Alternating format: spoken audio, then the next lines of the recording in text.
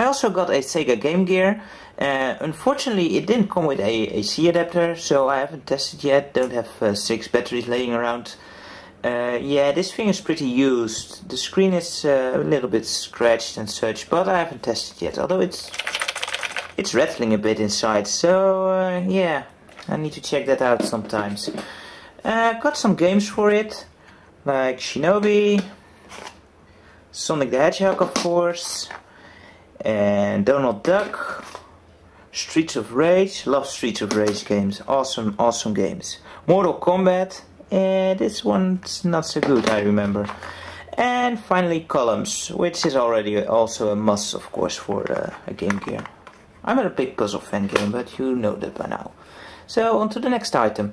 Then we have a Model 1 Sega Mega Drive with one controller, all the hookups, but I'm not showing those. Every console has all the hookups, as I mentioned before. Then we have a joystick, which I actually never saw before, which is pretty awesome.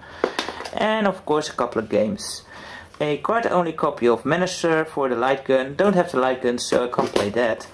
Then we have a French version of Jungle Book. I got another version, and alright platformer I guess. Then we have one of my favorite games for the Mega Drive, World of Evolution, starring Mickey Mouse and Donald Duck. It doesn't have the manual, but I don't really need that since I already know this game inside out, and I got a copy of my own. Then of course we have Sonic the Hedgehog. We can add to the stack, but you can never ever have too much of Sonic, so yeah, there. Then we have FIFA 95, don't care for it, but you know, didn't have it, I got it, it's an addition. So on to the next stack. Time for the Terry Links. Now this one was also not in the stack, but I got it in the same deal.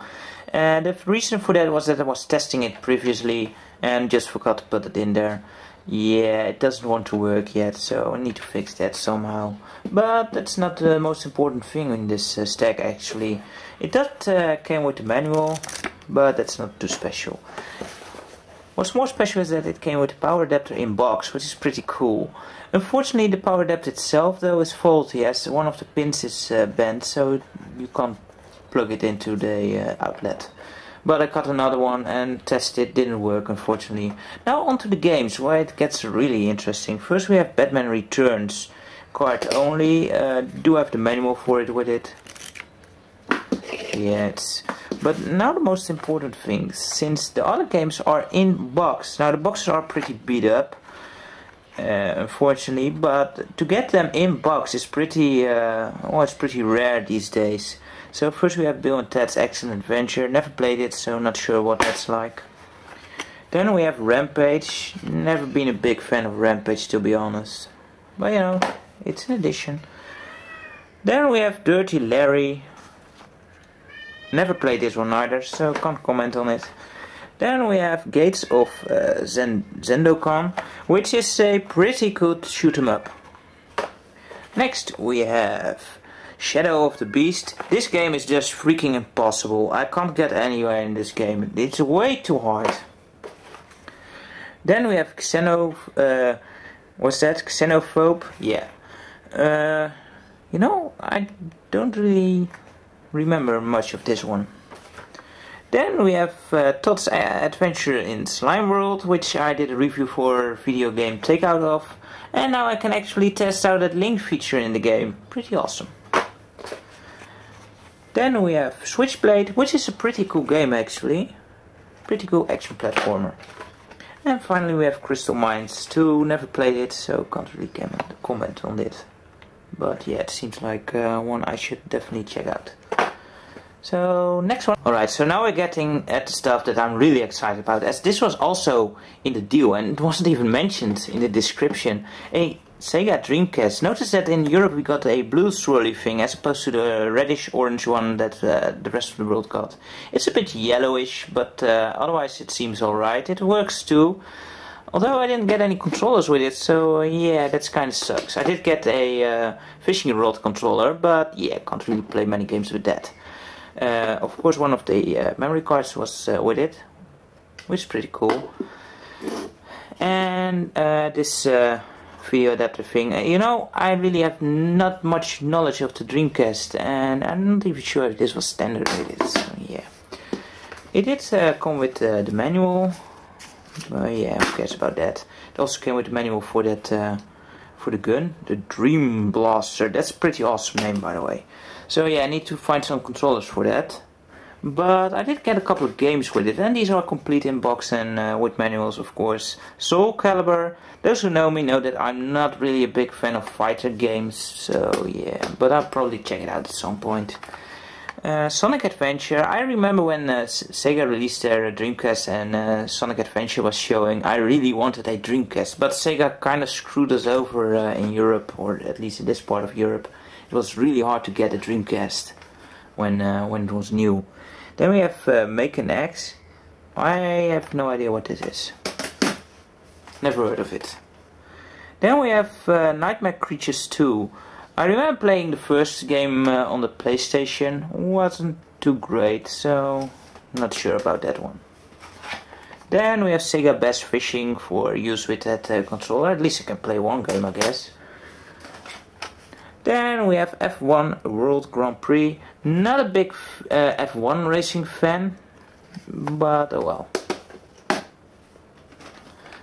Unfortunately, this guy was, as there's also Monaco game Grand Prix Racing Simulator 2. Yeah. Then there's Headhunter. Heard some great things about this game, so looking forward to playing this one. Then there's MSR. This game looks pretty scratched and it doesn't want to boot, so I'm not sure if I can get that one actually running at some point. Rayman 2, pretty cool game, I guess. Although I never got too far into it. I lost interest in it pretty quickly on the PlayStation 2. And now this one's really interesting. It's also something that I wanted the Dreamcast for. Shenmue 2. I mean, holy shit, did he know he was selling this? This goes for a pretty nice price on eBay and such. And I got it for a couple of cents if you convert the price, if you divide the price over everything I got. Which is crazy. Now I really need to get Shenmue 1, which is also not very cheap. But yeah, this was also a game I really wanted the Dreamcast for. Pretty awesome. So, on to our last item. Alright, so finally we have a Nintendo 64, and I'm pretty excited about this one, as I never owned one myself. My cousin had one, we played a bunch on that, but it just never appealed too much to me to warrant a buy myself. It came with one controller, which unfortunately the analog stick is pretty beat up, so I'm not sure if that will work alright. The unit itself I can't really test, as the reset button is completely stuck. And I need to open it up and clean it out a bit, I guess, but don't have the security bits to open it up, so that needs to wait a bit. But I got a crap load of games, so if you got a moment. First we have Mario 64, of course, which is a no-brainer with the Nintendo 64, obviously. Then we have Quake 2. Love the PC version, not sure if this one's any good, but yeah, we'll find out eventually, I guess. Then we have Carmageddon 64. Yeah, not sure how that one plays, we'll see. Donkey Kong 64, actually looking forward to playing this one, as it seemed like fun. Never played it, but yeah, it really looks like a great game, so I'm looking forward to that one. Then we have Pokemon Stadium. Never been much of a Pokemon fan, and I think it's pretty worthless without an actual Game Boy game for Pokemon, so yeah. Then we have Wave Race. It looked pretty awesome at the time, and yeah, looking forward to playing that one some more. Then we have Tony Hawk Pro Skater 2. Not big fan on skating games, but oh well.